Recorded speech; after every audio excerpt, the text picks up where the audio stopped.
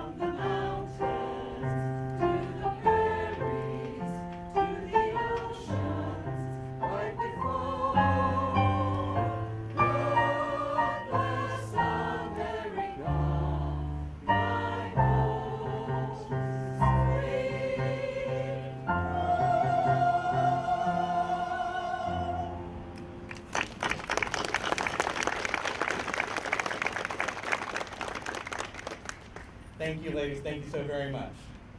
At this time, I'd like to invite one of our San Marcos Fire Department firefighters who will come and lead us in the Pledge of Allegiance. I pledge allegiance to the flag of the United States of America and to the republic for which it stands, one nation, under God, indivisible, with liberty and justice for all. Oh, say, can you see by the dawn's early light what so proudly we hailed at the twilight's last gleaming, whose broad stripes and bright stars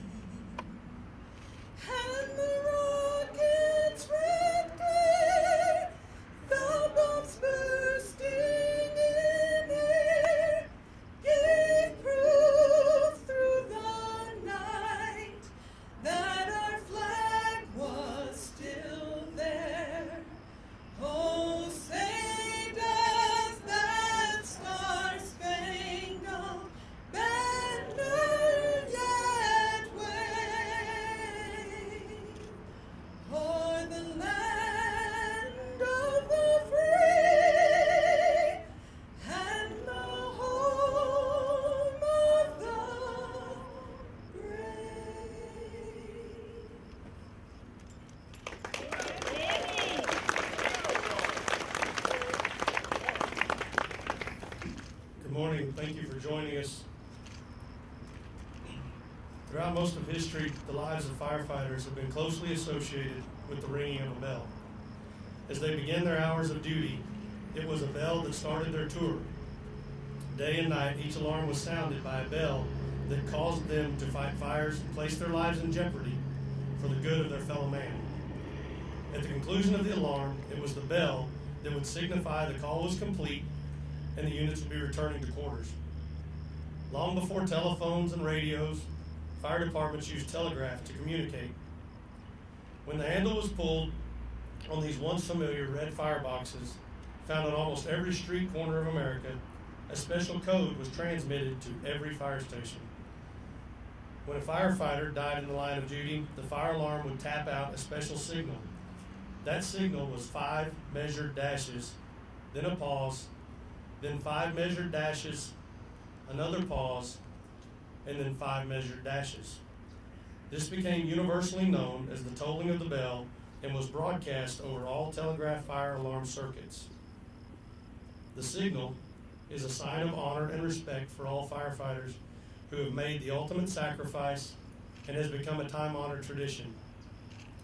And now, in recognition and remembrance of the 343 FDNY firefighters who so bravely gave their lives on September 11th, 2001, and all other firefighters who have made the ultimate sacrifice in the line of duty, they have completed their task, their duties well done.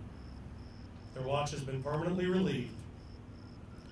A new watch has been posted. No traffic or messages are pending, and the watch has been secured. They stood their watch with pride, integrity, and devotion to duty. Their professionalism is in keeping with the highest traditions of the fire service. And the bell rings in memory of and in tribute to their lives and service.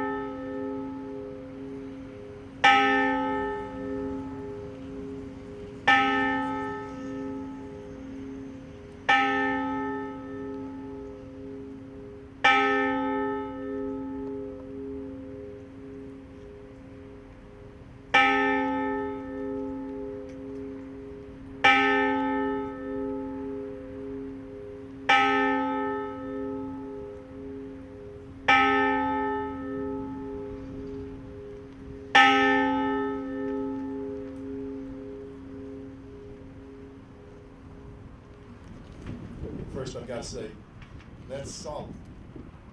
That's commitment.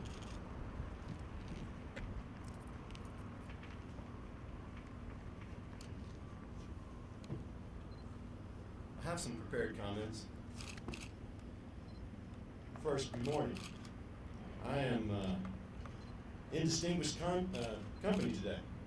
Not just you and everyone who's around here right now, but also when I think of everyone who's going to be speaking at events like this across the country and across the globe. President, governors, mayors, fire chiefs, police chiefs, generals, admirals, pastors, and the list goes on. The one thing that we're all going to have in common today is that we're all going to fall and fail to capture the enormity, the size, the significance of this day that we're remembering. I usually get up really early, and I revised my comments this morning, because I'm sitting up this morning, I'm drinking some coffee, and I'm watching the news, and I switch over to the national news, and a couple of the national news stations are just showing the footage.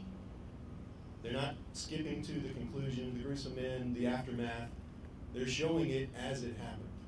Not at the exact same time of day, because we're only just now there, but they were showing it in real time.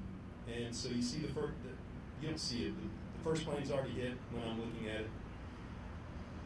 And then the second plane hits, and you can see the shock. And I was transported, and I remembered exactly where I was, who I was talking to, where I was standing, what door frame I leaned against until I really realized what was going on. I remember exactly how I felt. I could almost smell the room. And I know that so many of you here today can remember exactly the same thing. My parents used to talk about the day Kennedy was shot, the same way. And I looked over at my wife, and my youngest was leaning against me as we were watching this, and we realized he wasn't even born at the time. We won't have that remembrance. And I don't say that remorsefully or anything, but we are all connected. We are so much connected by having exactly the same feelings, exactly the same remembrance, and we remember.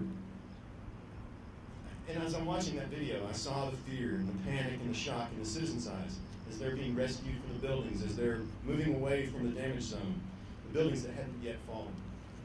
I also saw in the eyes of the first responders, in the eyes of the firefighters, in the eyes of the police officers who were directing and guiding on the streets, I saw the firefighters in their eyes.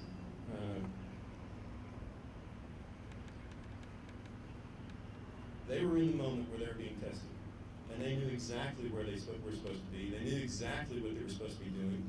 There was commitment in their eyes. There wasn't any hesitance. There wasn't any reluctance. They went exactly where they needed to go, and they went there without fear. Well, I'm sure they were scared, but they went there without any hesitation. Without any hesitation, they put themselves in harm's way to protect people like you and me. There was purpose, unwavering commitment. They knew exactly what they needed to do. They performed and sacrificed beyond description.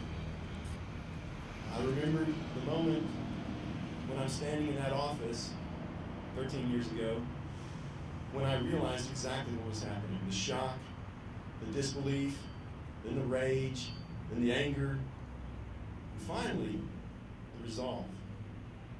As a nation, I think we gained, or more accurately regained, a sense of resolve as we watch brave police officers, firefighters, EMS, personnel of all kinds run toward danger. 343 firefighters, without hesitation, running to danger. And as the situation's going on, people have to know this is getting worse. And yet they're still going up.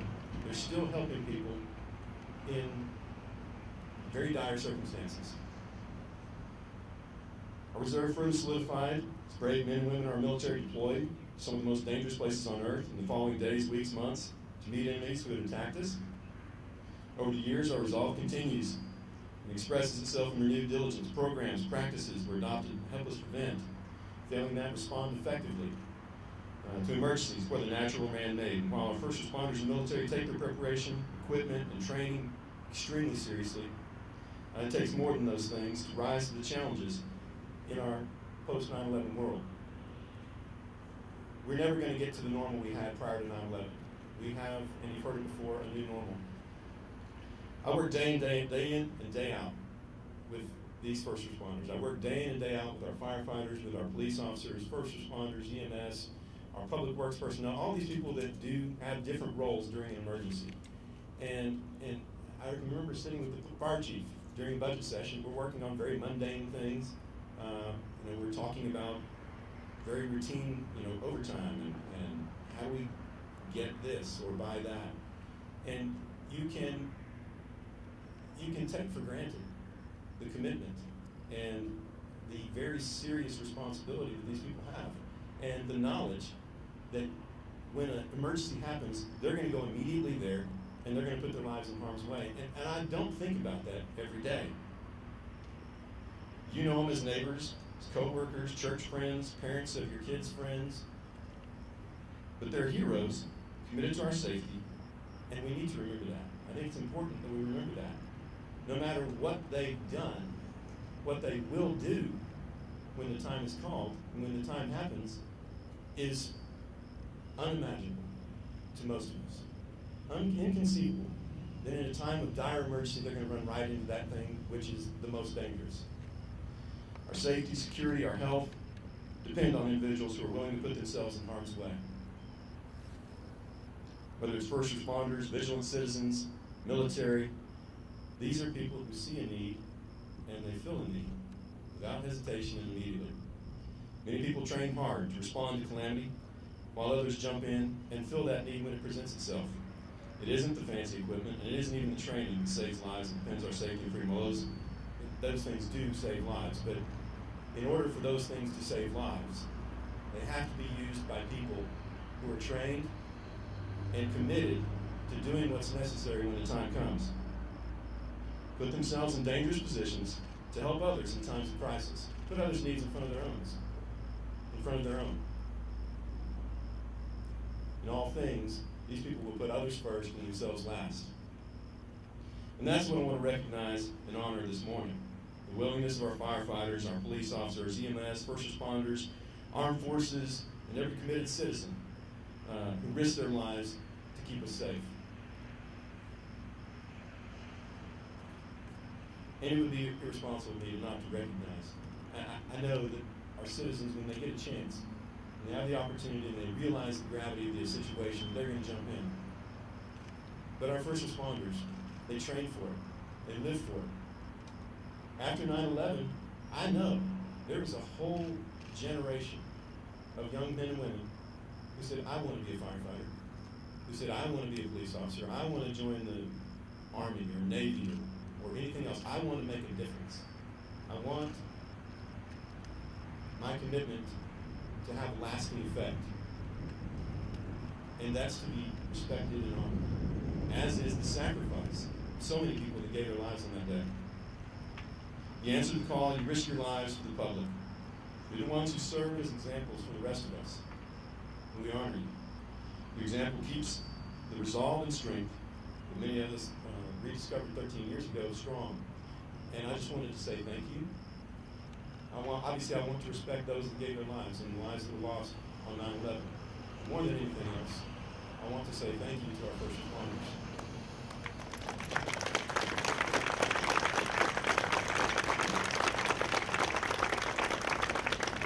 I want to say thank you for the safety you provide. I want to say thank you for the resolve that you provided to all of us. You provide safety, you provide resolve. Your commitment is an example that we strive to live up to and to appreciate. Thank you.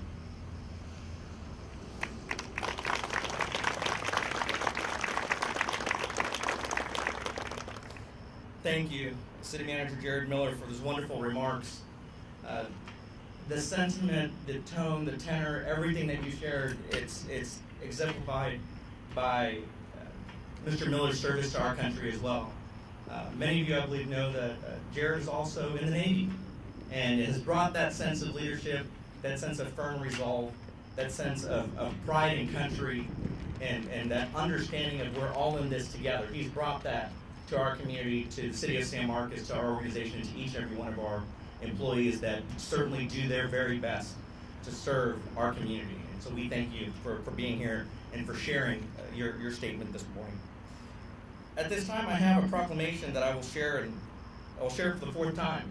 And it has been shared over the last 13 years. And each and every time this proclamation is shared, when we come together, there's a particular number that always stays in our mind, and that number has always been 9/11, 9/11. This morning, I would ask that you continue to remember that, continue to remember this day, continue to remember those we lost. But also, as we think about where we were on that day, what that experience was like for each and every one of us, I would ask you as well to think about where you're at today, and where you will be tomorrow, and where you will go after that. And I would ask you to keep a new number in mind. It's been shared with you at least twice this morning, and it's that number 343. 343. The number of first responders that were lost at the Twin Towers on 9/11/2001. The fire department throughout the country, including San Marcos Fire Department, has gone ahead and moved forward in including that number 343 on the back of a number of different apparatus vehicles that we have within our fleet.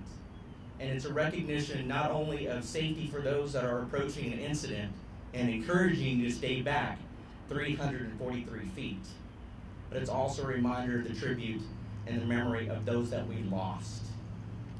So as you're driving around this afternoon or later today or tomorrow, when you see that number on the back of any of our emergency vehicles, 343, let that remind you of why we are even here today.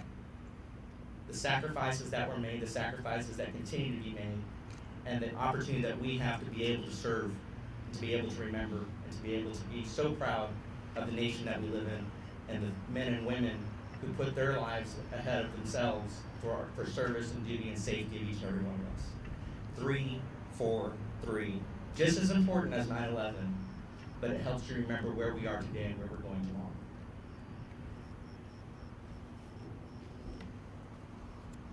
Remembrance Day in San Marcos, and the proclamation reads as follows. Whereas the United States of America suffered the worst terrorist attack in our nation's history on Tuesday, September 11, 2001, with a hijacking and destruction of 4 passenger airplanes, the devastation of the World Trade Center in New York City, and the attack on the Pentagon in Washington, D.C. And whereas these vicious attacks claimed the lives of 3,000 innocent people, wounded the heart and soul of Americans, threatened the security of our country, and endangered the economic stability of nations around the world. And whereas Americans and people throughout the world have responded to the events of September 11th with the commitment to protect our freedoms, the will to seek justice, and the resolve to fight terrorism wherever it exists in the world. And whereas 13 years ago, the catastrophe our nation commemorates the heroes and the innocents of the attack on our nation, rededicating ourselves to the principles of freedom and democracy that are the foundation of our nation. And whereas the city of San Marcos will hold a brief remembrance on this day to honor the memories of the heroic civilians, firefighters, EMS personnel, and police officers who died on September 11, 2001. Now therefore I, Daniel Guerrero, by virtue of the authority vested in me as mayor of the city of San Marcos, Texas, do hereby proclaim the 11th day of September 2014 as Remembrance Day in San Marcos, and call upon the people of San Marcos to remember those lost on September 11, 2001, and to rededicate ourselves as patriotic Americans by flying the flag of the United States of America and reaffirming our commitment to liberty and justice. In testimony whereof here to set my hand and cause to be affixed, the seal of the city of San Marcos, Texas, on the 11th day of September 2014. Yes, absolutely. Thank you, Chief. There is a gentleman here that is a veteran of World War II. Sir, if you would please come forward. We would like to ask you to be the first to place a flower upon the wreath that we have here in commemoration of 9/11.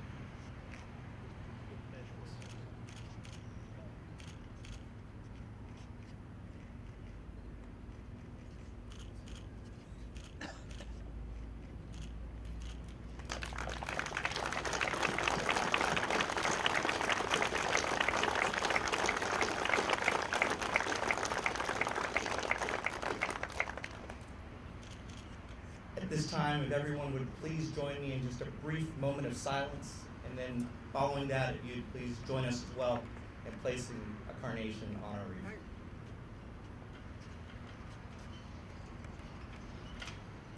Thank you. Again, we thank you for being here this morning. We hope you have a very pleasant day. If you'd please join us in placing a carnation on our wreath this morning. Thank you so much for being here.